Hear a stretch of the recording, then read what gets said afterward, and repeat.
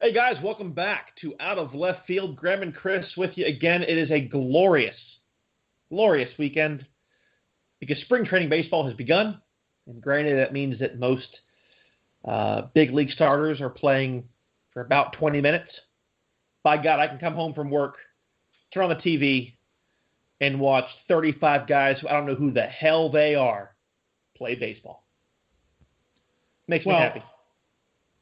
I think the best thing is that there are going to be box scores available every single day for the next 5 months until the All-Star break.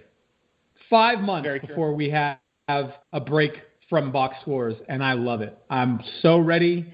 Bring on baseball. Thank you, thank you, thank you. See, and for the last, I think, 2 seasons, I've actually been off on opening day, Sunday, and I'm seriously tempted to just go ahead and put the vacation day in now to just stay home, lay in bed, and watch baseball. Well, you know my feeling on the situation. I think it should be a federal holiday. Well, of course it should, but I mean, hey, we got some. Unfortunately, there are some bigger things happening in the world to worry about, but neither here nor there. Both got to put the ball in play, and before we get to baseball news, we unfortunately have to begin this show, Chris, with some news from the National Foosball League. Oh, no. Yeah, I know. So, I don't know if you recall, I think it was last year at the All-Star game, but Kyrie Irving made a comment supposedly trying to be funny in saying that he thought that the earth was flat. Well, yesterday, Geno Smith, yes, that Geno Smith, said in a tweet, "I've been studying this whole flat earth versus globe thing, ellipsis, and I think I may be with Kyrie on this, ellipsis, ... for you unaware of the English part of this. Before you judge, do some HW homework, but what do you guys think?" Well, I think you're an idiot. That's my gut reaction. You're a moron. I was going to just let it marinate there for a second. Now, he did go on to say later in the day, "Hey, guys, I'm glad we had this talk today. It was fun, LOL. I know how you all love to debate on Twitter, so this was good, ellipsis. For the record, Earth is a globe. We know this, but why not listen to someone else's beliefs or, air quotes, truth?" Well, if someone else's truth is garbage, probably shouldn't listen to it. It's the garbage. So yeah, I just felt the need because we have a jam-packed show. Let's be honest. From start to finish, we got a special guest stopping by. We got a jam-packed show full of goodness. I kind of felt the need to just get us off with a little slow roller right to the pitcher's mound, and someone's going to whiff it and then throw it out of play, and somehow, this long, lanky guy who can't get a hit winds up on second base on an E1. That's kind of how we're starting the game. The one of the best responses that I heard though was Geno Smith. If your mind was any more open, you'd probably overthrow it.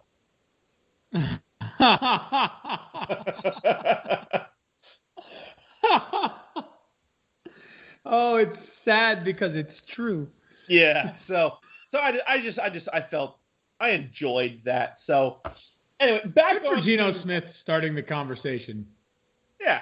So back on to guys who actually we care about. Free agency has gone from a standstill with seemingly a couple of oil pan leaks, no torque behind the engine, to now everyone's just going somewhere. I feel like Oprah just walked onto the diamond and went, "You have a team, you have a team, and you have a team." So we'll start off with Eric Hosmer, and the guy who we thought was, kind of the linchpin. Well, we thought JD Martinez was the linchpin. Then we finally got to the point of, all right, somebody go somewhere and be the damn linchpin. So Yu Darvish goes, then crickets sounded, Then Eric Hosmer, right as we were finishing up with the show, among a myriad of breaking news last week with the Odorizzi move. You mentioned Tony Watson going to your Giants in San Francisco. The Padres Monday officially announced the signing of first baseman Eric Hosmer. He gets $144 million. Good for him. Great for him, and I don't understand it. Nope, that's the only thing good about this entire deal is the fact that Eric Hosmer is going to get the money he's been trying to get from the Royals for his entire career. This is a money grab. There's no other way to look at it. The Padres are willing to pay Eric Hosmer, Eric Hosmer is no slouch. I don't want anybody to get that idea that that's what I'm saying. He hit .318 last year, on base of .385, ended up with an OPS over 880. Yeah. A career best 25 career long best balls. slash line. Yeah, career best slash line all the way across. And he's a Gold Glove winner. He's Silver Slugger, finished top 15 in the VP voting. But the fact of the matter is that going to the Padres doesn't make the Padres any better. It doesn't put the Padres into contention. And it doesn't line him up to go ahead and win another ring. It just doesn't. So this move is all about Eric Hosmer getting the nearly $150 million that he's been looking for. There's no other way to look at it.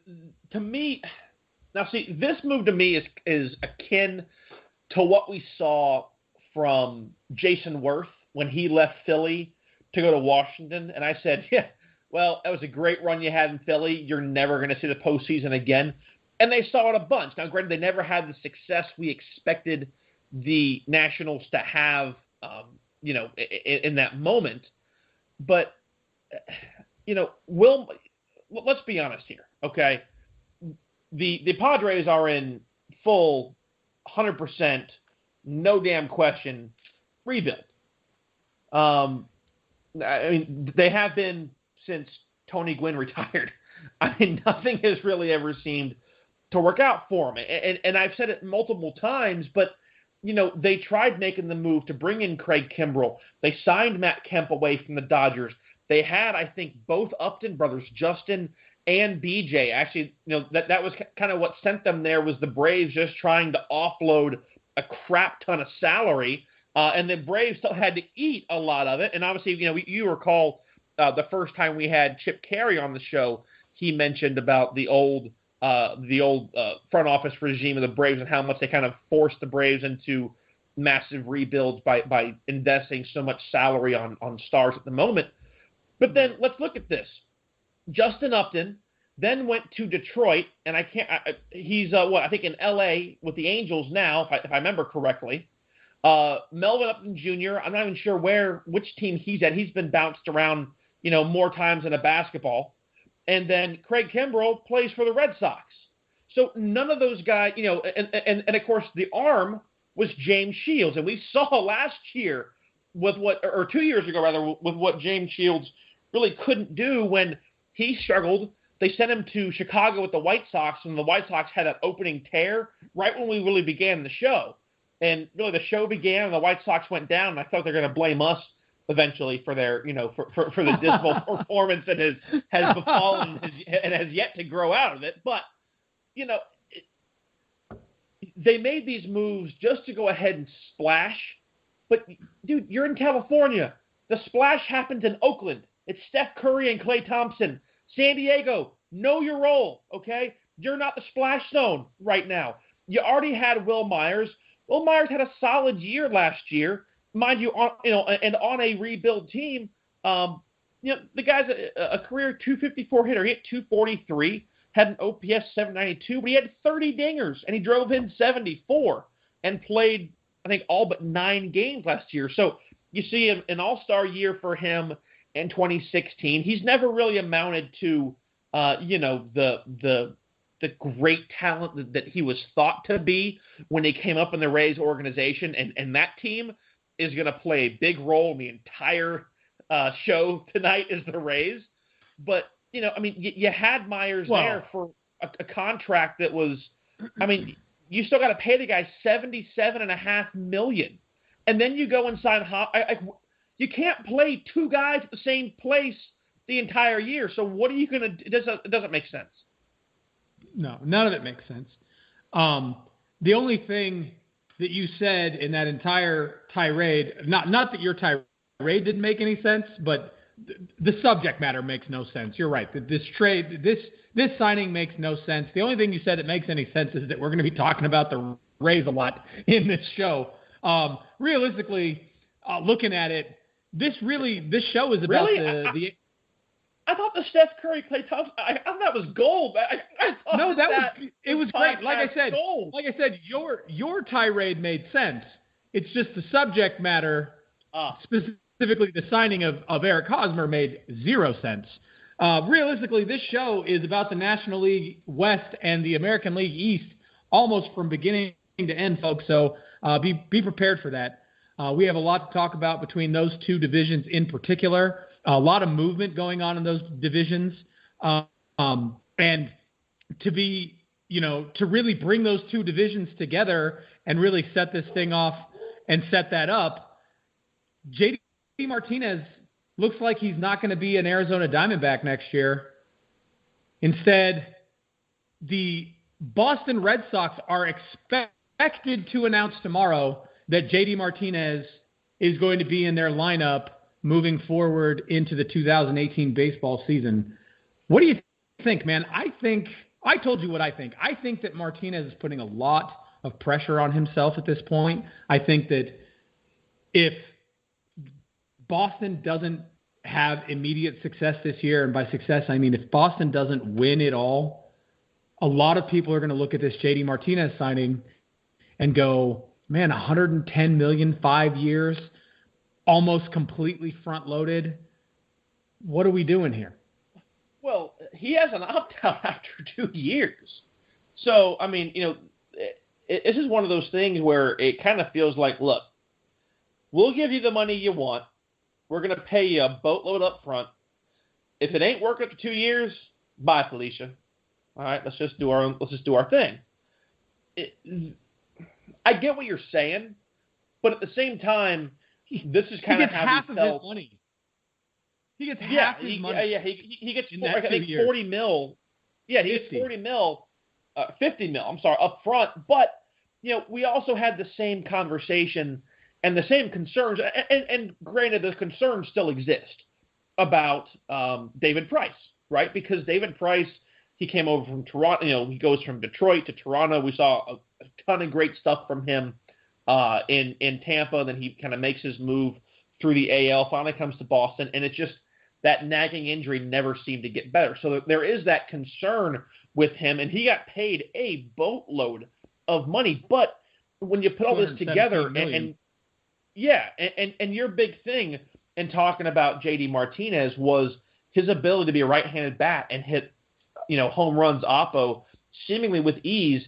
And now you have that massively short porch at Fenway with pesky pull, and you're barely hitting, I think, 320 maybe to the right field wall. Granted, yeah, it's a really short wall, so it's kind of it's good and bad. A line drive, might get over the wall, but also if the guy's right there, it's a lot easier to rob. But I think that they're going to get Nunez back. They needed to add some offensive power. They tried doing that with Sandoval. That obviously was an epic failure. Sandoval never amounted to anything. Really, he is the guy who I think was the biggest failure in the last 4 or 5 years for Boston. He came off of that MVP year or MVP World Series in 2014. He got paid like an MVP when he wasn't. He was a Joe Flacco. He had, he had his moments of goods and bads, but team was like, well, we'll take a flyer, and that flyer cost the Sox a ton of money. Right. End of the day, to me, the only two spots that kind of made sense were going to be Arizona or Boston. Granted, Arizona has a lot of pieces coming back, but, we saw Torey Lovullo fix a lot of those bullpen issues in the way that he handled the bullpen later in the season. Granted, the Cubs series didn't go their way when we went to. They lost 2 out of 3. But, I think JD Martinez sees the fact that he has, I think, an easier shot into a playoff spot, because right now, as big offensively as the Yankees are, as a full-rounded team, the Red Sox are better, and he adds to that. I completely agree. I 100% agree that having JD Martinez on the Red Sox could be the sort of offensive bump or boost that they need, because, and I just want to run through these real quick, this slash line that he put up just in Arizona. Now, his total slash line for the year is not far off of these numbers, but I want you to listen to the numbers that he put up just in Arizona in 62 games last year. Hit .302 with a .366 on base, a .741 slugging percentage, and a 1.107 OPS. 29 home runs, 74 strikeouts, 24 walks. Now, the strikeout to walk ratio is a little bit higher than we'd like to see it, but his overall for the year was 128 to 53, just about 1.5 or 1 2/3 to 1 at that point. To me, 3 words explain the strikeout bump in Arizona: Comerica versus Chase. Yes, and that's it. Let's not forget that he ended the season above 300 at 303, slugging .690 with a 1.066 OPS and 45 home runs, and he only played 119 games. He hit 45 home runs in 119 games. This guy is Giancarlo Stanton at 162, and you can take that, you can take those words from me, and you can put them in the bank. 162 games. He plays every single game of the year. This guy hits 50, 55 home runs. And here's this. Career best in on base, career best in slugging percentage, a massive career best by over 100 points in OPS. And the sick thing of this, he wasn't an all-star. He wasn't an all-star last year. He was an all-star in 15. His all-star year, 282, 344, 535 with an OPS of 879. He murdered that stat line last year. Absolutely murdered it. Now, granted, that year he played all but 4 games in the year, and that's the thing. You want to see the health. But no, I think you're going to see those strikeout numbers go up a little bit. But remember, he broke the elbow in 2016, was it 16? Yeah, 2016. Last season, he missed the first few weeks of the game with that strained or that injured tendon in his foot. So health is a big issue. Again, we're seeing a very long and drawn-out process of getting him approved as far as his health goes, just like we saw with David Price in 2015 when it was, 6 days before they held the press conference after they announced that they were going to send him in for physicals. Right. And as you said, the presser is supposed to be tomorrow. Everything that I'm seeing is basically that the contract terms are good. It's the language that they want to make sure is spot on for both sides, that's fine, whatever. Obviously in 15, a career high, 178, 178 strikeouts. He is, 125 strikeout or more kind of guy. But this is also, he had 104 RBI, 45 dingers, as you said. The crazy thing is he had one of the lower totals on the double side, only 26 doubles, but the ball's traveling a lot farther, and you're going to see him really, I think, learn how to use this field. And the doubles number may go up, actually, in Boston because of the monster. We might see him start peppering that monster and winding up on second a little more often than we saw him this year. But, if he stays healthy, easily half century in homers or more, I think is definitely fair to say. Now, here's my question to you.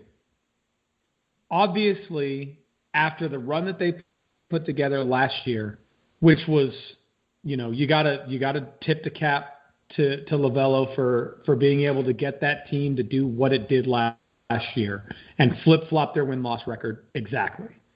Right. But we know that the Arizona Diamondbacks are a far, far better team with JD Martinez on the team. But they lost JD Martinez. In your opinion, have what they've gotten back in Jarrod Dyson filled a hole that they needed to fill? Maybe not necessarily with the loss of JD Martinez as sort of a utility outfielder, but has it filled a piece that they definitely need in center field, even though it's cost them a bit of a bat? Well, I mean, supposedly, according to multiple sources, the Dyson deal was going to happen regardless of the JD Martinez deal. At this point, Dyson is going to be most likely a utility guy. Everything that I saw, he's played at most in 120 games. Out of 8 years, he's only crested 100 games 4 times. 120 is the highest. He's going to be a utility guy, a guy who is most likely going to be used against. I doubt you'll see him. You're not going to pull AJ Pollock out of the everyday role. Right, and he's one of those guys. You're not going to see him probably against a lot of lefties, but. The Diamondbacks are focused on adding outfield depth, hence the Souza Jr. ad, which we'll get here to in just a second, which kind of continues the trend of talking about the Rays. No, Dyson is absolutely no match for what you're losing. I think that what we're starting to see here is maybe a little bit of a platoon outfield. The Diamondbacks, unless they find a diamond in the rough in spring training, are not going to be able to match the loss of JD Martinez. Now, granted, they were in great contention up until the trade deadline when they added JD. Remember, JD wasn't there all of last year, so we could still see a platoon-type team such as this with Alex Avila bringing up a pretty good stick in that catching position. We could see them in a position to go make a move come trade deadline to try and get into a wild card spot. But no, you're not going to find anything that's going to really match that. And let's not forget that the core of guys is still there. The AJ Pollocks and the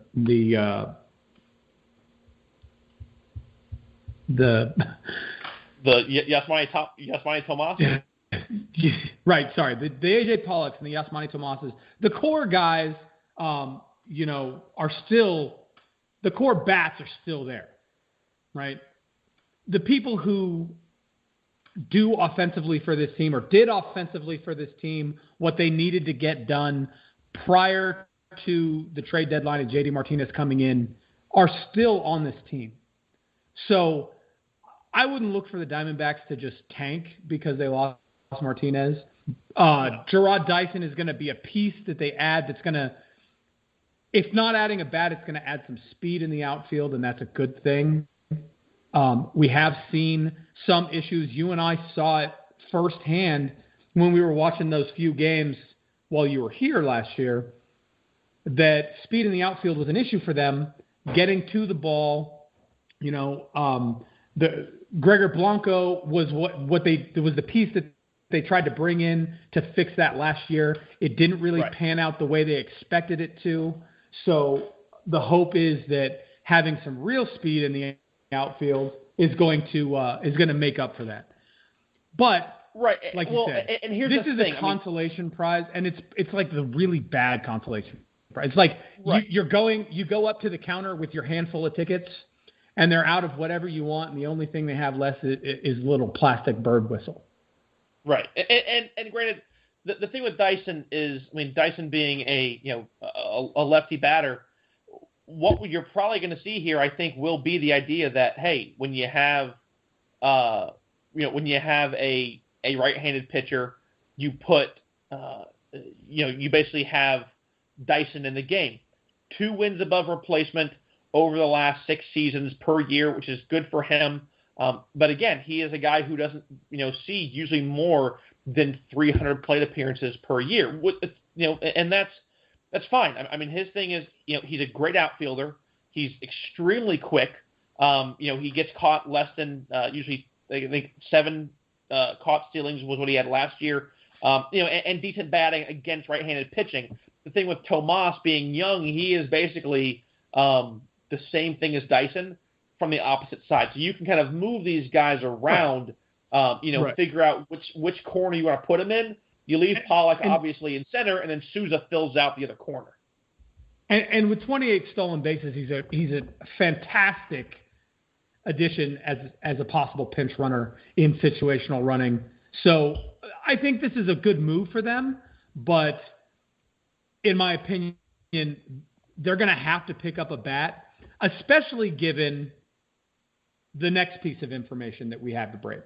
And that is that Brandon Drury, who is one of those bats, who is one of those core guys, has now left the Diamondbacks and has been agreed in a 3-team trade that Drury's going to go to the Yankees. Which is just what the AL East needs, is another big bat in New York. Yeah. And not only that, but Brandon Drury has a completely new swing this year, and he's going to debut that swing, or he debuted that swing with the Yankees and did pretty well. Now, he did give the Yankees a bit of a quick heart attack because in his at bat, his first at bat or first couple at bats, his first game with the Yankees. I think second AB he got hit in the hand, right. and didn't break anything, but yeah. Everybody stopped. We just traded for this guy. This guy could be the additional bat to the Judges and the Sanchez's and the Stantons that we, this could be the 5th or 6th big bat in our lineup.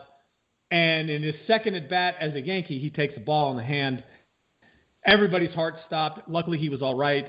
But that's bad news for the Diamondbacks, in my opinion. I know that they agreed to this trade and they get Steven Souza, and that's probably not bad for them. But again, Drury's the guy who's great in the clubhouse, been with the team for a little while, and you don't want to see him leave. He's played 3 solid years in Arizona, and I don't know. I think that the Yankees got the long end of this one. I think definitely. Here's the hard thing, and I get it. I get it. It's really, it sucks as a D-backs fan for you, but the Drury move kind of had to happen.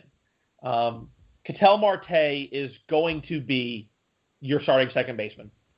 You're not going to use Drury, who has played most of his games primarily at second base. You've added Dyson.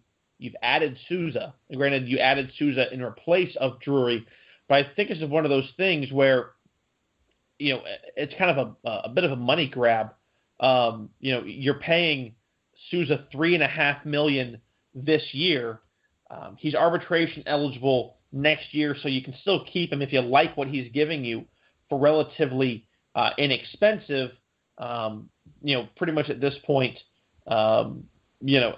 Drury is probably going to end up commanding more money than what you're going to see Steven Souza Jr. command. And I think that might be where you see this move being made. I don't love it.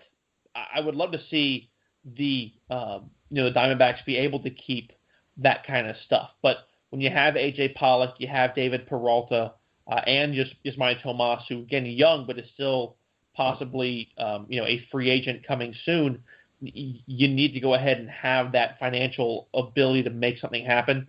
And it seems like that they just didn't see a way to fit him into that outfield platoon while kind of taking up another. That's a roster spot, and yeah, he can play a ton of positions, but if you already have guys filling up that stuff, and they still have Descalso, who wasn't a bad fill-in last year when Marte didn't play, Drury kind of becomes the odd man out who can do a ton of stuff, but there's just not a ton of room right now on a 25-man roster.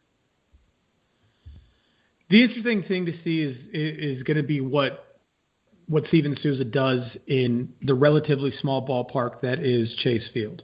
Because while his numbers aren't great on paper, right? He had 239, 351, 459, OPS at 810. He did hit 30 home runs last year. And, anytime you had a guy who hits 30 home runs, I think that's probably a plus for any team, right?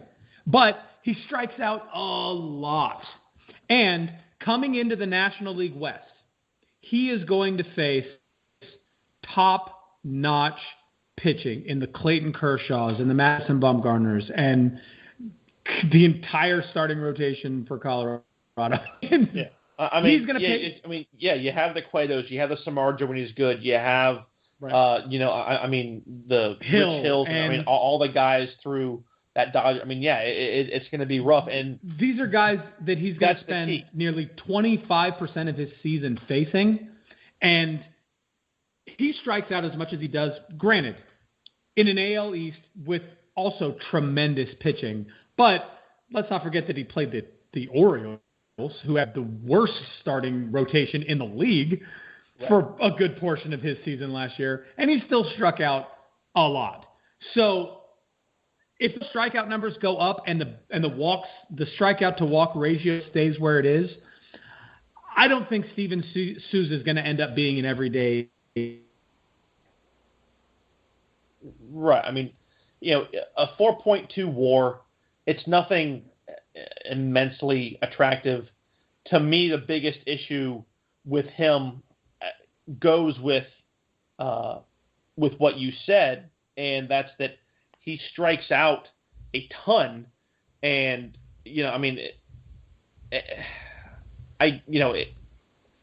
strikeouts you can deal with when a guy is good, but when you're hitting 239 and you're striking out 100, when the number of strikeouts are 60 away from what your batting average is, there's a problem there. His wins above replacement are good. I think they were 4.1 or 4.2 last year. Defensively, he's a massive upgrade compared to JD. Problem is, right field is right field, and left field is left field for a reason. It's not where you're going to put the best guy possible, but it's a guy who can swing a big stick. Souza will play his butt off. But unfortunately, you're just, he's going to try and bring your runs in. And he drove in 78 last year, but again, 78 driven into 179 unproductive outs and strikeouts.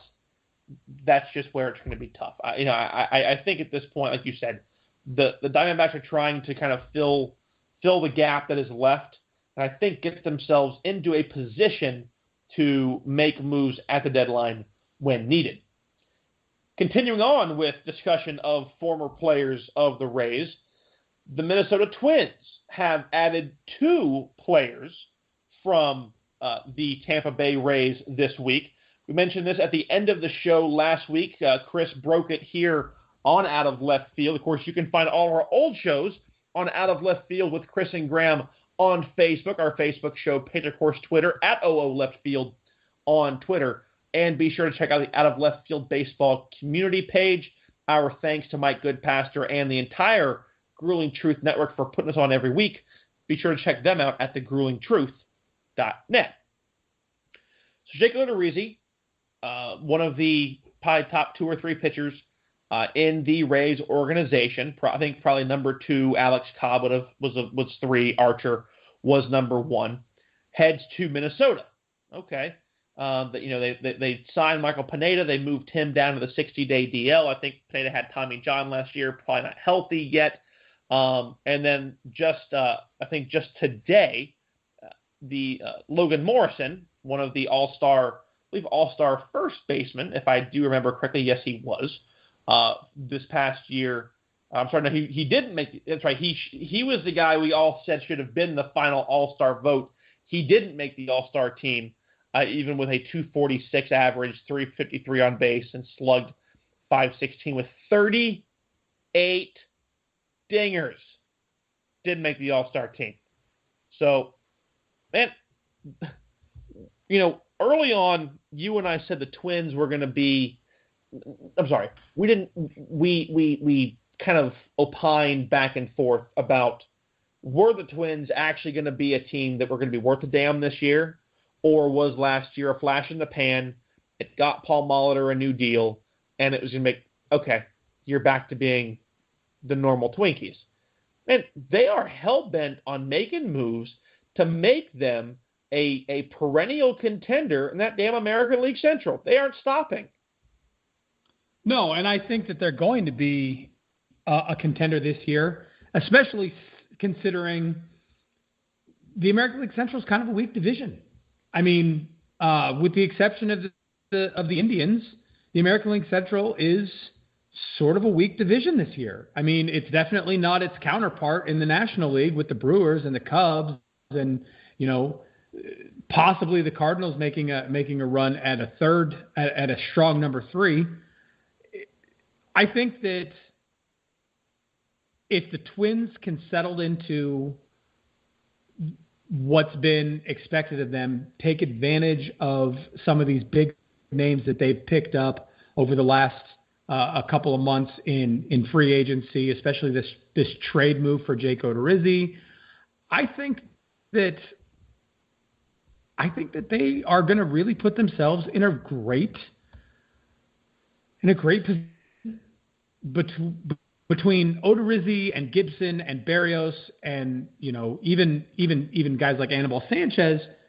That rotation's pretty strong. I think they're going to put themselves in a position to contend. I don't see why they wouldn't be contenders. I don't know about perennial contenders, but they're going to contend. My fear isn't for the Twins because, again, the Twins are in a weak division. My fear is for the Rays because you lose a guy like Jake Odorizzi, a strong number 2 headed to Minnesota. He is. The Rays aren't. He's 40 and 38 and 6. I mean, I kind of feel like he's a Jeff Samardzija. I mean, he's a guy who we hear his name, we think such great things, but he's gotten his closest to 200 innings is 187 innings last year. Sits usually between 140 and 170 in innings pitched. It's just okay. A 2.08 strikeout to walk ratio, 8 Ks per 9, almost 4 walks per 9, and he gives almost 2 home runs up per 9 innings. I get that Target Field is a big ballpark, but are we overselling this just a bit? I don't know that we're overselling. I think we have to be very cognizant of who Jake Odorizzi is.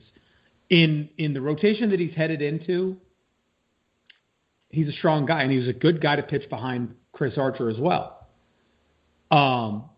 Is he a perfect example of a strong top 3 pitcher? No. As you go throughout the league, you'd like to see your top 3 guys all have ERAs under 3.5, preferably at or below 3. If you can do that. Now, you and I have discussed that, with and maybe it's the designated hitter rule. Who knows what it is? But for whatever reason, ERAs tend to be a bit higher in the American League than they are in the National League, and that's sort of played itself out relatively continuously over the last few years. Even the ERAs of the guys who win Cy Youngs are a little bit higher than the guys who win Cy Youngs in the National League for whatever reason. But you still don't want to see a guy at 414, which is where Odorizzi sat last year. You still don't want to see a guy at 369, which is where he sat in the year that you were talking about. He had his most innings pitched at 187. But he's nearly going home, right? He's He's from Illinois, so he's going back to the Midwest. Drafted by the Milwaukee Brewers, so he's almost home in that respect as well. Maybe this is what he needs. Maybe getting out of Tampa Bay is going to be good for him, and he'll be stronger. He put together a relatively decent couple of outings last year. Nothing to be, nothing to write home about. But what I'm worried about is how strong the American League East is, which is, I think, what we're about to get into is exactly how strong that American League East is as we start to continue our breakdown of the divisions. And I got to say, with the exception of the National League West, we've said this is the big deal division to be in. Yeah. Yeah, I mean, the Orioles, as hard as they try, always seem to be something short here or there. They re-signed pitcher Chris Tillman. He'll get a $1 million bonus on top of his contract for reaching 125 and 150 innings each. They're not. I don't want to say they're grasping at straws. I don't think they're grasping at straws. But last year, Chris Tillman was 1-7. Over his career, he's 73-55. Problem is he's a high ERA. He's a 4.43 career ERA guy. 7.84 last year. Multiple years. Granted, they were his early years in the upper fives. Granted, when you're 21 to 23 in the big leagues, you're going to get knocked around the yard. At best, we saw him in 2012 at 293, made the All-Star team in 2013. But man, the Orioles they never seem to really have everything lined up in a row to work out. The Blue Jays signing pieces, little pieces here and there. You still have Stroman. They have plenty of things to work around. And I think they're one of those teams that if you wait out kind of the flashy new look that you're going to see from New York and Boston, you find out what the weak spots are that you can exploit, and you build your team around those weak spots while still staying true to your own style of baseball. The Blue Jays, I think, will still finish under 500 again this year. But I think in the next year or two, they could still be competitive. We will see, again, 3 teams below 500 in the Orioles, the Jays, and the Tampa Bay Rays. I disagree. Really? I do. I think that if Aaron Sanchez and J.A. Happ stay healthy this year, and we see big seasons that we've expected to see in the past out of Yandrivas Solarte, Aledmys Diaz, guys like Curtis Granderson, Randall Grichuk. These are the big names that they have. And then making that decision in the offseason to keep Josh Donaldson as their core guy, I think that the Toronto Blue Jays end up above 500, but a game or two. But then do you pay Josh Donaldson next year where, you got him on a 1 year, you're able to stay out of arbitration, but JD's not happy there, and I think he wants to get at Dodge. You've got Kevin Pillar, it's great.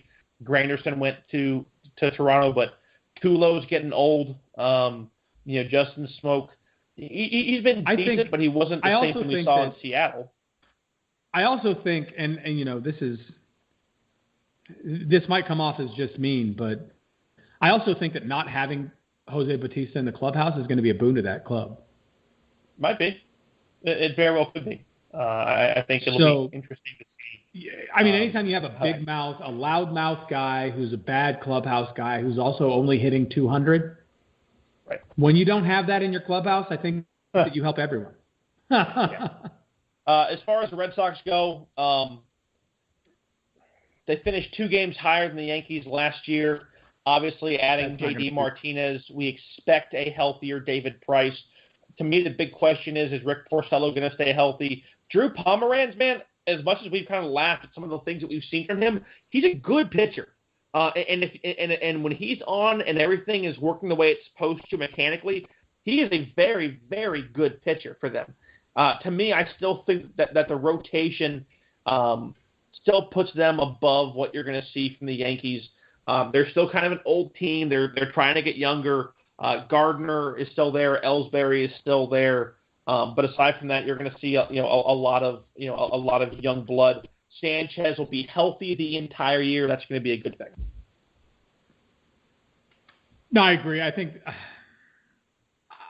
that this division is going to be a knockdown, drag-out slugfest between the Yankees and the Red Sox, which is great because historically that's what everybody wants to see, right?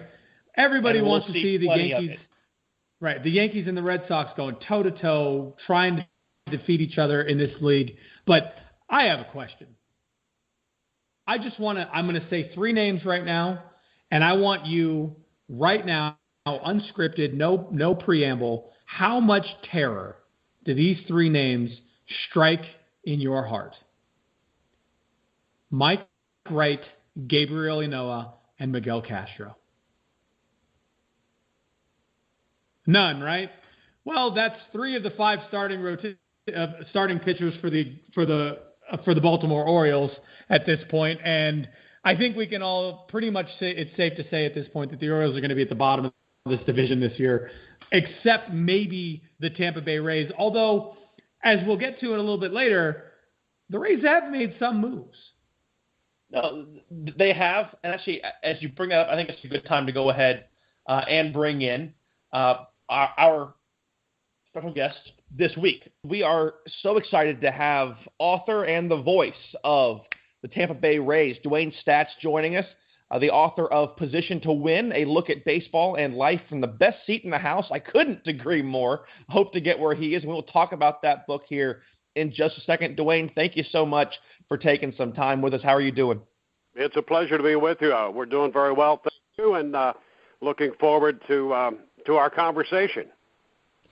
We couldn't be more excited. We've been trying to get a hold of and get something nailed down for a while. So with the spring training now really in the front view, I was very surprised that we were able to get you on and really, really happy to have you.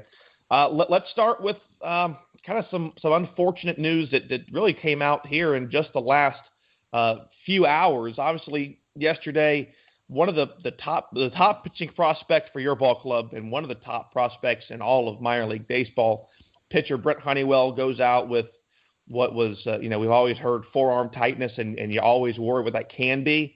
Now it comes out he's got the torn UCL, going to have Tommy John surgery. After the ball club announced that they were going to look to try to do a 4-man rotation to begin the year, what does this kind of injury this early on in spring training do to a team that's going through so many major changes in such a short amount of time?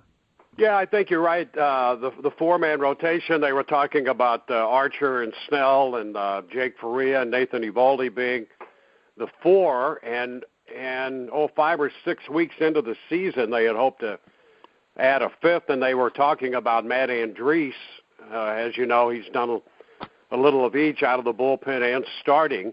And the general consensus was that Honeywell, although, in his mind, and he's a confident guy, he thinks he's ready to pitch right now, and then runs into this major setback.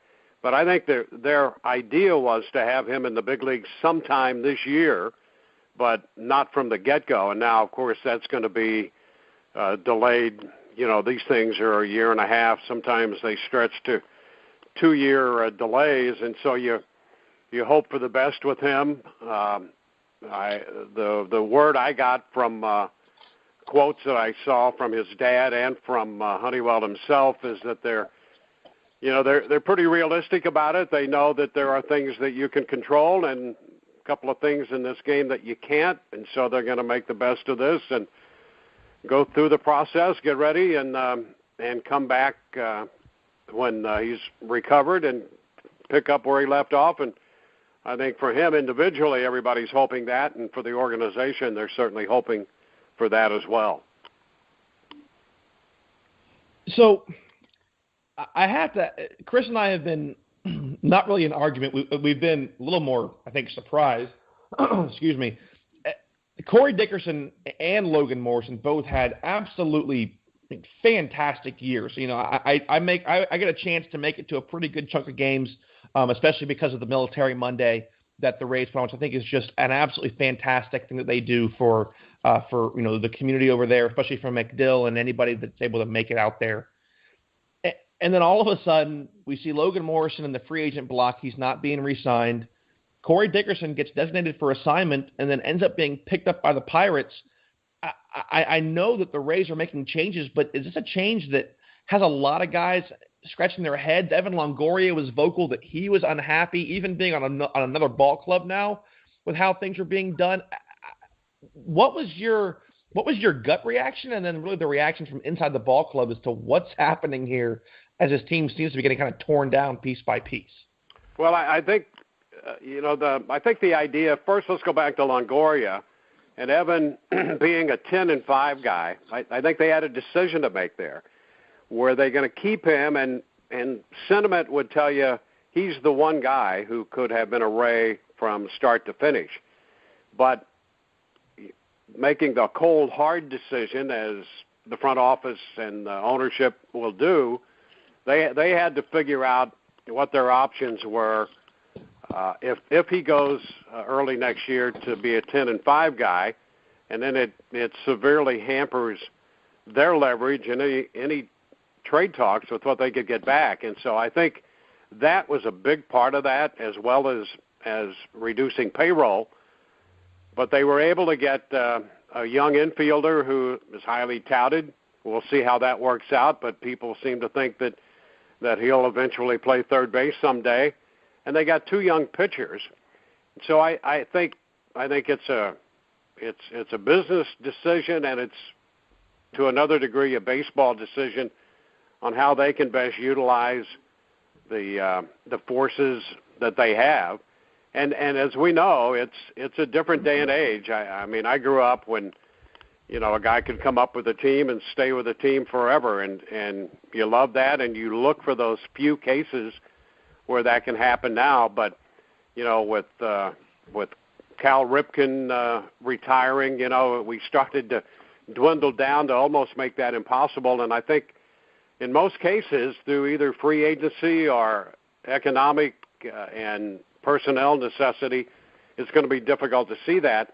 And the other side of Dickerson, I obviously money was a big part of that, but when you look at the fact that they were able to get a pitcher and an infielder in return, I think they're a little more excited about the young infielder, and they'll see what they do with Hudson and see where he fits, probably somewhere in the bullpen right now. And then even Souza was the one who surprised me. That came out of nowhere. Mm-hmm. And as I analyze that, I look back and I think, well, essentially what they got with the signing of Gomez, so they get Gomez back.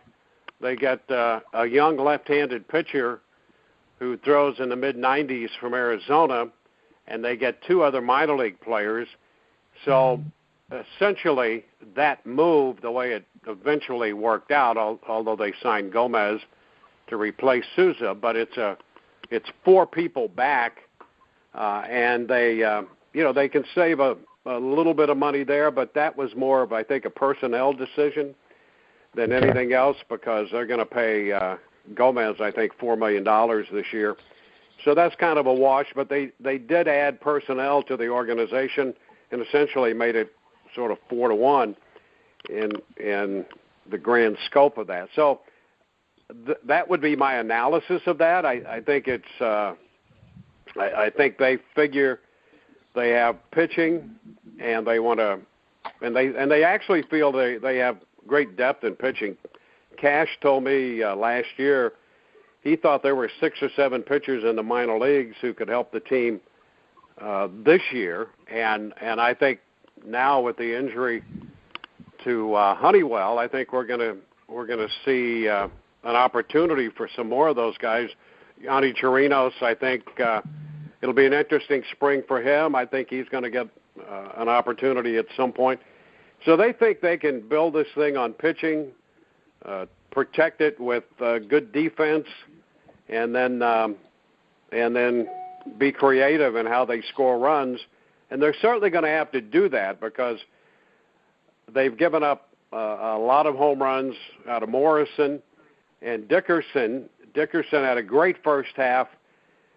As each month went by, his numbers deteriorated, and I don't think they were overly confident in playing him in left field, so they had to get offense from him, and I just think in the final analysis they thought, could they get enough offense to offset $6 million and not expect a lot more than offense from him? So I think all of those things went into what they're thinking. And here's the other thing, too.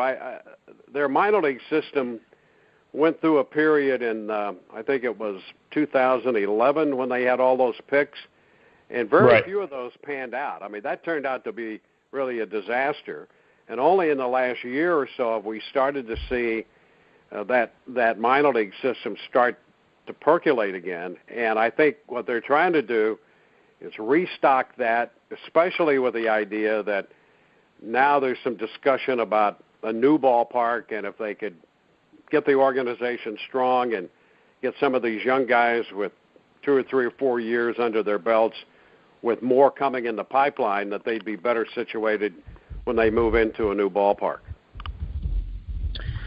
So the question I have is, since there is such depth in the minor league system and the management of the team, the front office has been pretty clear in the past few days that this is not a dismantling of the team. They're not tearing the team down, and that there's not going to be any more major moves probably before the beginning of the season. And they've really very carefully tiptoed around the word rebuild. So if that's not what's going on, if the Rays aren't competitive at the break, do we look to see Chris Archer get moved at the trade deadline to bring in some more young talent since the minor league has such a depth of pitching? Yeah, that's a great question, and I think there will be discussions about that for a couple of reasons. If Archer, here's the other side. Archer's 29 years old, and so they'll have to make a decision on how long he stays with the club and where they think his value peaks. So I think they'll have those discussions. He does have, in today's game, a club-friendly contract. He's tied with the club a few more years. That's good for the Rays, also good for other clubs who would have some interest in that. But I think they will take an evaluation of where they are. It's interesting. Stu Sternberg thinks that this team could still be competitive and wants it to be playing, as they say, meaningful games in September, with a shot, realistically, the most could be probably a wild card. I think most people would concede that. But if they get into the middle of the year and they appear to be treading water with very little chance of that, then I think they'll have some serious discussions about a guy like Archer. I do, to answer your question. And I think that makes a lot of sense. And I told Chris, I said, as a fan, as someone who lives in the area, it's hard to see guys like Longoria and Souza and Dickerson go. But as it's not hard for me to see Longoria go. Well, yeah, you're a Giants fan, so that's a whole different story. But as someone trying to be analytical, I actually have been. I had to kind of applaud the moves, and I agree. I mean, Longoria is, he's over 30. He does draw a large cap number, but the fact that they were able to kind of get off that, and I think in a point now where, and I have to imagine just the air getting sucked out of that clubhouse when Stanton goes to New York, and then the Red Sox finally get Martinez, and it's just such a top-heavy 1-2 in the American League East. It kind of, it really changed the scope of that division. The bigger news, or I should say on a different front at least, is for everyone who loves to hate on Tropicana Field, a new stadium finally has been announced in Ybor City, so more on the east side of Tampa, without having to go over the Bay Bridge and get over there to St. Pete. What is the feeling in the clubhouse that they're finally going to have a stadium that is going to be probably filled, hopefully, with a lot more people? Yeah, I think a couple of things there. They admit they still have a long way to go to make it a reality, but they have zeroed in on the site that they like.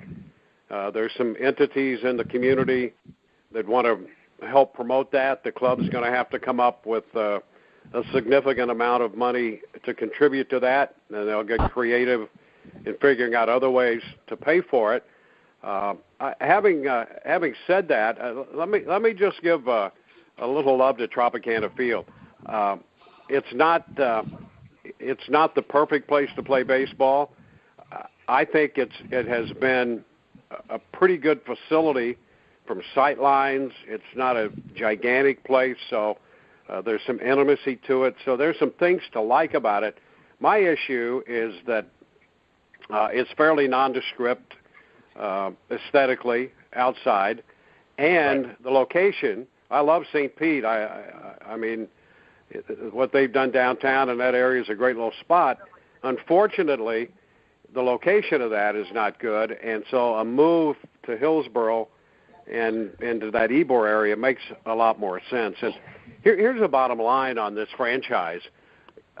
Corporate headquarter presence, corporate support is a big part of any franchise. Tampa Bay is 29th out of 30 Major League franchises in corporate headquarter presence, which means that in the last 20 years, while this thing builds, they've had to rely on a lot of average fan and walk-up fan and a lot less corporate support. There's a lot of interest in this area. In fact, our TV numbers have been very solid. The radio, the same thing. We get into Orlando now. The last 6, 7, 8 years, we've penetrated the Orlando market with our telecasts, and they do very well. And if you put Orlando and Tampa Bay together, it becomes the 4th largest broadcast market in the country. So for the baseball telecasts, that's who they are reaching, the 4th largest market in the country because of that Orlando penetration. Still, they're going to need more of the corporate headquarter presence and support. I think they'll get more of that in Hillsborough because there's more there, and I think there's more coming there. The community's putting over $1 billion into the airport here. They're not doing that just for fun. They're anticipating tremendous growth, as we've seen north of Tampa. And I think the location is a good location because of the Selman Freeway, and there's a spur off of 4 and 275 that goes right down there. So I think from the south, from Bradenton and Sarasota and beyond, it's an easier access than going across the Skyway. I live out in Clearwater on the beach, and it's the same for me to go to Ybor as it is to go to Tropicana Field. And up north, it's going to be way more accessible to where so much of the development is. And I think then it becomes accessible to the east as well, toward Orlando. So I think it's a good spot, and now all they have to do is get it done and open it and play ball there, which is a major task, and they still have some seasons to play in the Trop before they could ever get over there. It definitely is more accessible to Orlando. It's something I'm definitely excited that's going to happen. It makes the drive. You save about 20 minutes per GPS, but it'd be a lot longer trying to get all the way into St. Pete. Before we wrap up, I would be greatly remiss if we didn't bring it up, and we did at the beginning of the segment. You have a book out, Position to Win, a look at baseball and life from the best seat in the house, on Amazon, on a bunch of different areas where you can find your local books, obviously in bookstores. Talk to us about this book. What drove you to want to author it, and really what can everyone look forward to when they pick it up and crack the cover? Well, it was a fun project to do. I did it with Dave Schreiber, who's an accomplished writer, and our styles are pretty much the same, in approach to preparing for it and in writing. So we had a lot of fun doing it. And what I hope to do from a personal point of view, I have 3 grandchildren, and who knows, maybe more in the future. And from a very personal perspective, my grandfather had a big influence on me, and I couldn't get enough of his story and where he came from and all of the things that he had to tell me. And I thought if I could put some of what we had done, it would be good for them to have at some point down the road so they can say, well, that's where he was, that's what he was doing and all that. And it's a baseball book, but it's also a kind of a human interest story. I tell people I was a good enough judge of talent coming out of high school to know that nobody was going to pay me to play. And there were key people in my life, coaches and teachers who helped fashion my direction. And so they're mentioned in the book as to giving me an idea that maybe a dream really can come true and the things that you do. And really, I got into this business. My dad was a farmer and a steel worker. He was a product of the Depression. So, his idea was put a roof over your head, food on the table, and clothes on your back, and get an education. There weren't a lot of frills. And so we had no contacts in baseball or broadcasting, but here's a little kid with a dream of baseball and maybe broadcasting it and trying to navigate your way through and get an opportunity. And there are people along the way who certainly have contributed to whatever I've done, and I hope I give them due credit, due respect. And so it's all of that. It has some challenges that you face and that you get over professionally, personally, work your way through it. And so at the end of the day, I think it's a kind of an inspirational book, I hope, and a positive approach to let's pursue something that you love, and sometimes those dreams come true. And at the end of the day, I've avoided working for all these years because I still love going to the ballpark. It's really not like a job. It's a labor of love and something that I enjoy doing, and so I hope folks enjoy the book. Well, it is definitely a book I'm looking forward to picking up. It's pretty much right down the alley of where I sit right now.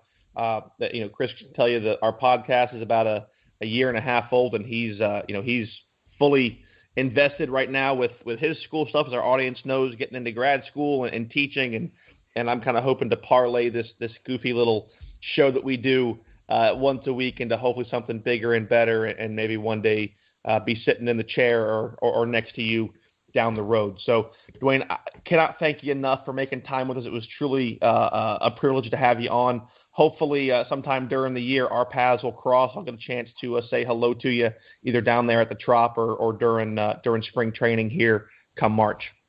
I certainly hope that's true. I look forward to seeing you, and thank you guys for your service, too. I really mean that. My wife does a lot of work. I support that in equine therapy with veterans out at Quantum Leap Farm up in Odessa here. And we certainly appreciate that and support that all we can. And it's been great being with you guys. It was a pleasure to have you as well. Thank you so much. Guys, we'll be right back here on Out of Left Field. Hey, Puckheads, this is Patrick. And Jason. From the Puck Guys podcast at the Grueling Truth Network, and we're here with one simple message. If you're watching the games, it's time to start making money. The Grueling Truth has partnered with MyBookie.ag, an industry-leading sportsbook website who reminds you that where you bet is just as important as who you're betting on. And that's why the Grueling Truth urges you to check out MyBookie.ag. In addition to the usual thousands of odds, money lines, proposition bets, and futures offered on MyBookie.ag daily, they also have in-game live betting and a mobile site that makes wagering on the go easier than ever.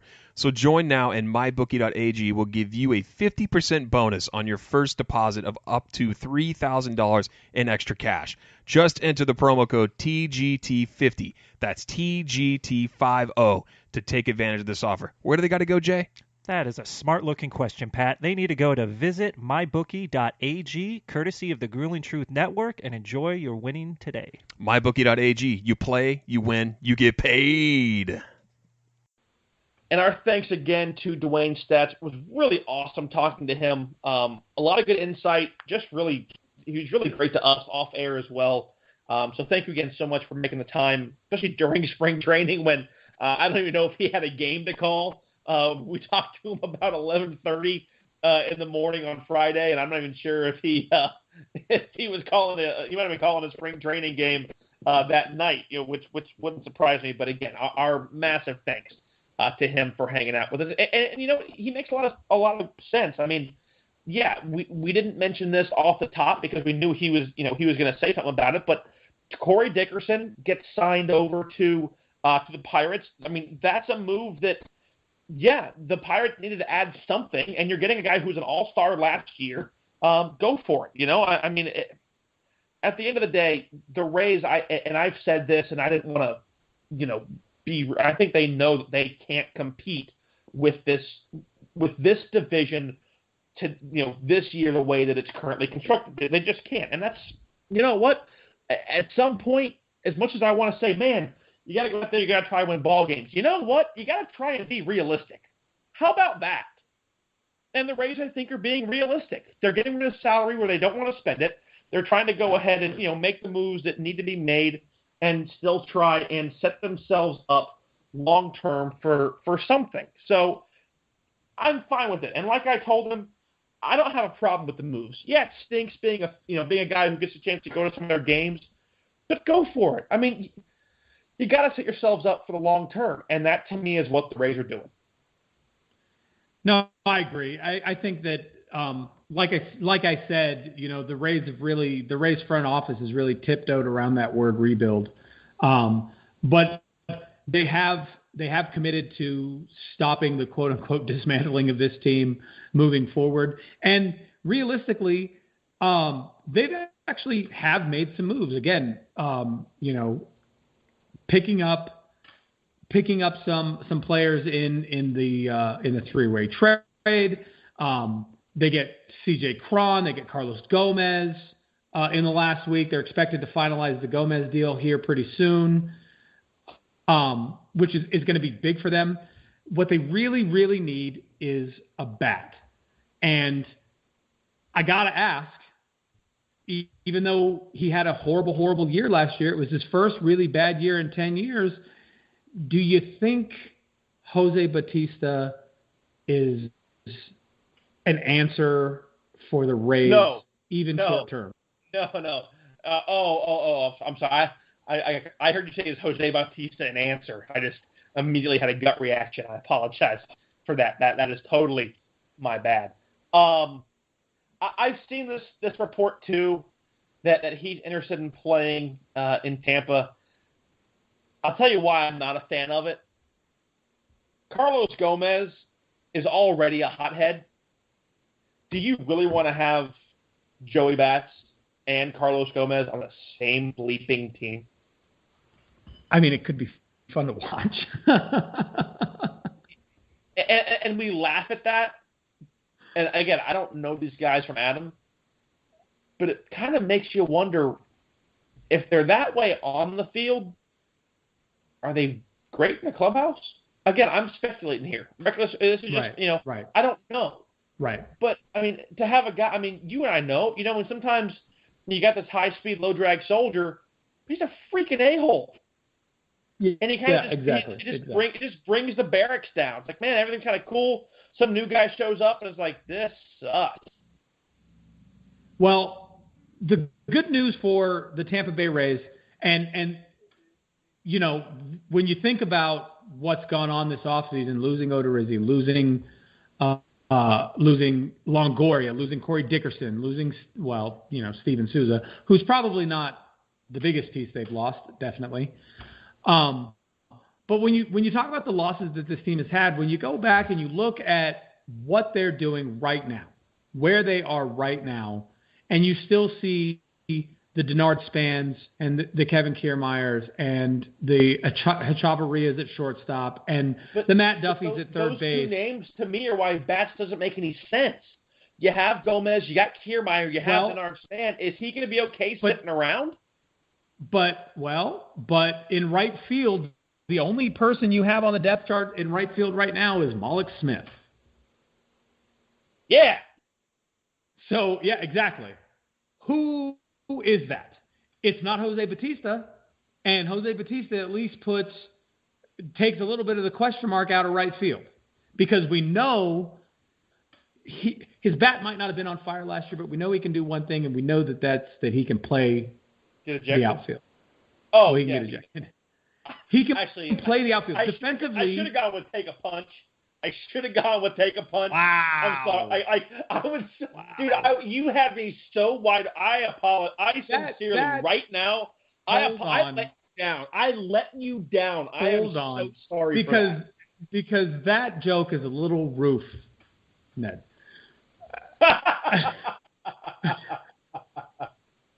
But to put him in defensively, he's a strong player defensively, and he's not the question mark, the unknown of Malik Smith in right field.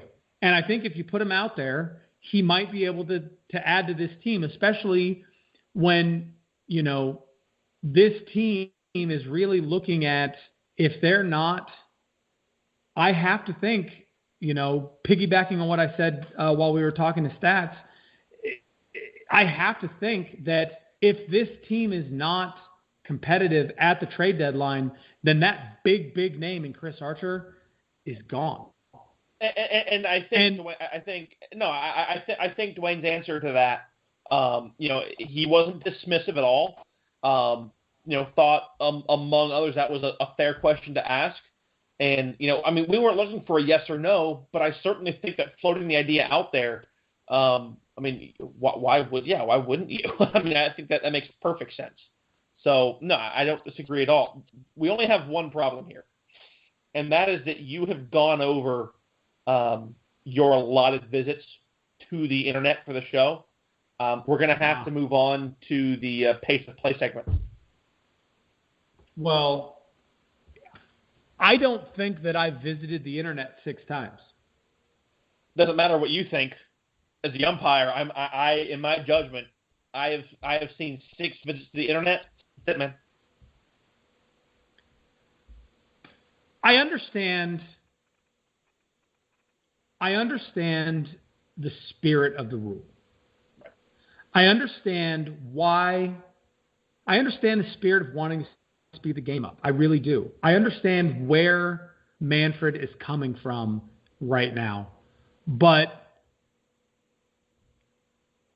the way they've defined mound visits in this new rule, the way they've limited them, is going to hurt. Because we've now defined a mound visit, clarified the definition of a mound visit to include any conversation that the pitcher has either with a manager, catcher, or position player that requires him or the other player to relocate. And that's going to be hard. Yeah, he can still talk jaw-jack back and forth with the third baseman or the first baseman in between batters. As long as one of them doesn't come to him or he doesn't go to them, that doesn't count. But let's be honest, those distance talks aren't tactical. You know what I mean? Because you can't be yelling back and forth what you're going to do when you might have runners on or you might have guys in the dugout listening. Hey, we're changing it up. 3 is going to be a curveball. Yeah. 3 is the bender. Okay. And now you got to, like I was telling you when we were discussing this off the air, you got to think that right now, for example, let's take the Tampa Bay Rays as an example, right? Because why not? We've been talking about them all day. Let's talk about them a little bit more.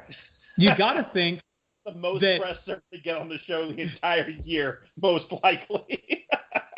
You got to think that right now, Cash and Ramos are sitting down with each other and hashing out out how many mound visits they're going to need each. How many can I have, Skip? How many times are you going to let me go out and try to calm my pitcher down before you just come out and yank him because I'm burning mound visits?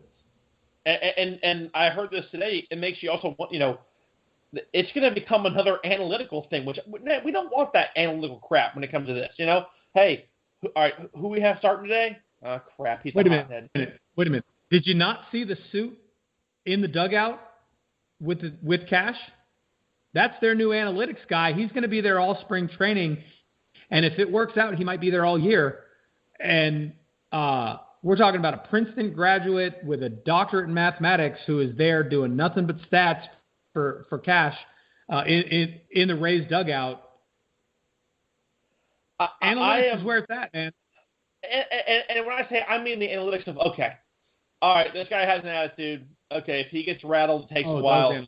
We're gonna have to go ahead and allocate 3 visits to him. Let's say the 4th will be to pull him. That leaves us 3 more. How many of those 3 do we want to give Will? Okay, crap. It's just, I get it.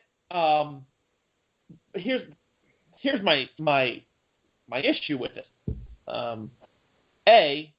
You're putting this on the umpires to, another thing for them to adjudicate, and everybody wants the umpires out of the game, which I get it, and I don't mean out of the game as a whole, but wants them, to be less of a part.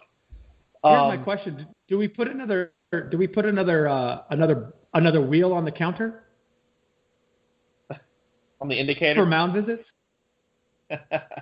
Well, see, you do have the on mine. I have a 4-wheel, so strike with my thumb, balls with my pointer finger, outs with my middle finger in the middle, and then innings. So you can always use your innings, but then the problem is too.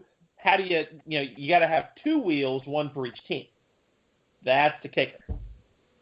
Right. But here's my thing: if there's no pitching clock and no clock for a batter to be in the box, why are you telling me that if I'm, and just to make you happy so I don't go an entire show without mentioning somebody, Brandon Crawford, there you go.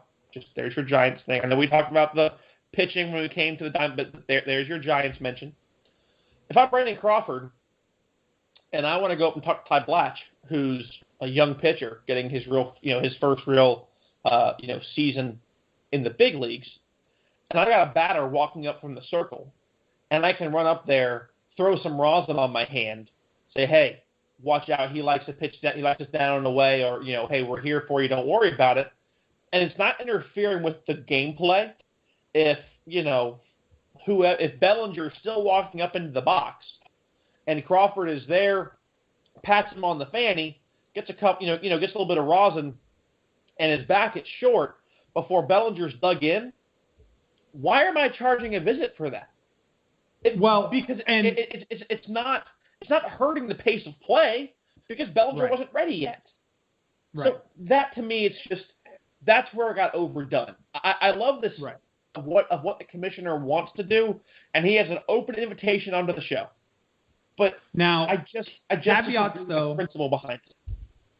Caveats to the rule do include cross-ups, right? If visits have been exhausted and it's clear to the umpire that the catcher and the pitcher are not on the same page as far as pitch type and location, he can absolutely allow the catcher at the catcher's request to go out and talk. You and I talked about that before we really even talked about how this rule was going to affect the game, was that the umpire is going to want to be allowed to let the catcher go out if he thinks they're crossed up, because he's not going to want to wear one on a cross-up. Damn Skippy. But it also allows, in certain situations, players to approach the mound. Not for rosin, but a player can go clean his cleats in damp weather, for example, without being charged a mound visit. I would like to see it include rosin. I would like to see it include things like that. Because, I agree. I think that when they're doing this in between batters, it doesn't hurt pace of play. Let the player grab the rosin bag, smack pitcher on the butt, tell him go get him, walk back to his position. As long as the batter's not dug in before he does it, who cares? Right. Now, if they stand there at the mound and discuss tactics, then I think you charge a mound visit. Yeah. But again, it's a gray area that now umpires again have to be adjudicating based on their interpretation of the rule. And so now are we going to see them charging a mound visit every time somebody even gets close to the mound? Right, because, and I'll tell you, and this sounds kind of funky, but I'm going to, as a former player, I'll ask you this before we get off here because I know we're running kind of long. Again, our thanks to Dewayne Staats for joining us. And please be sure to check out his book, Position to Win, on Amazon, as well as your other book retailers.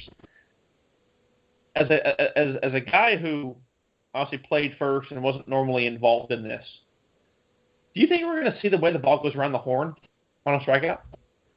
Ball goes to shortstop, a little bit closer, because now the thing is, hey, I can't walk over and plop in your glove. I've got to toss it to you. But, hey, if the shortstop's maybe a little bit closer to the mound when he flips the ball back to the pitcher, can they say something? Because they're going to try and find that gray area. They're going to try and find a way around it. Do you think they would change the way the ball goes around the infield, maybe now ending with the shortstop instead of the third baseman when the ball goes back to the pitcher?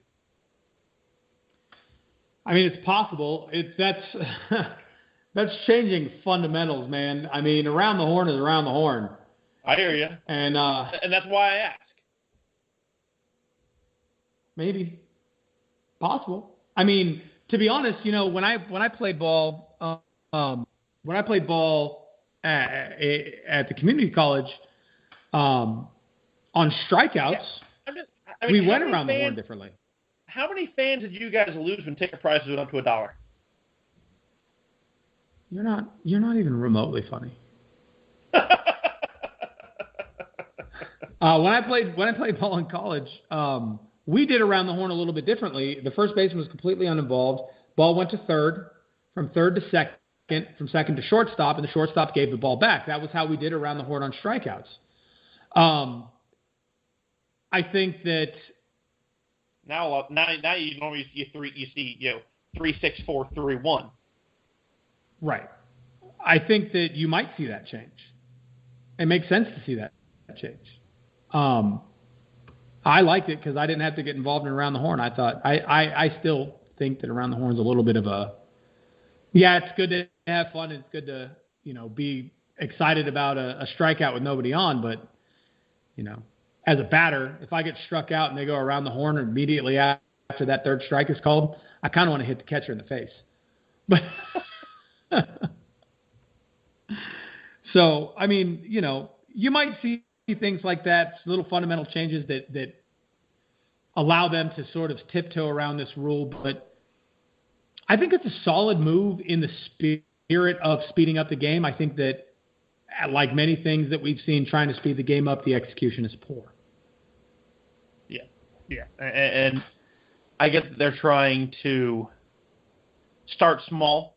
But I think this is one of those, normally we hear aim small, miss small. I think they aim small and they miss kind of big. Yeah, I agree. So, guys, another great week. Week 1 of spring training games just about in the books. Granted, we're only a couple days in, but season's going to start a little bit earlier than it has in seasons past. I think we begin in March, end of March this year instead of April 2nd as it was last year. So, man, we're getting ever so close. Tim Tebow is playing for the Mets in spring training. It was one of their invites. Tweaked his ankle on a sprinkler head. I saw it appears to be okay, which is good for him. Probably the last time, hopefully, you're going to hear Tim Tebow's name during spring training. But there's your update. But, man, nothing quite as good as being able to be in the state where the grapefruit and cactus leagues are actually played, because we can just kind of, get a free day and get scooting. One of these days we'll be able to cover it, hopefully, with the show. But plenty of good stuff to come, guys. Everyone's starting to kind of find their home, starting to find their niche. We'll get ready to break down going into the Central divisions next week. The National League Central. Cubs, Brewers, Cardinals? Maybe not. Redbirds might have it, but you've heard our feelings on that. Could there be a surprise team in the NL Central? You'll find out next week. For all of us at the Grueling Truth Network, for Chris, I'm Graham. This is Out of Left Field. See you guys next week. Thanks so much for sticking with us. Be sure to check us out at OO Left Field on Twitter, Out of Left Field with Chris and Graham on the Facebook page. Give us a like. Tell your friends. See you back here next week.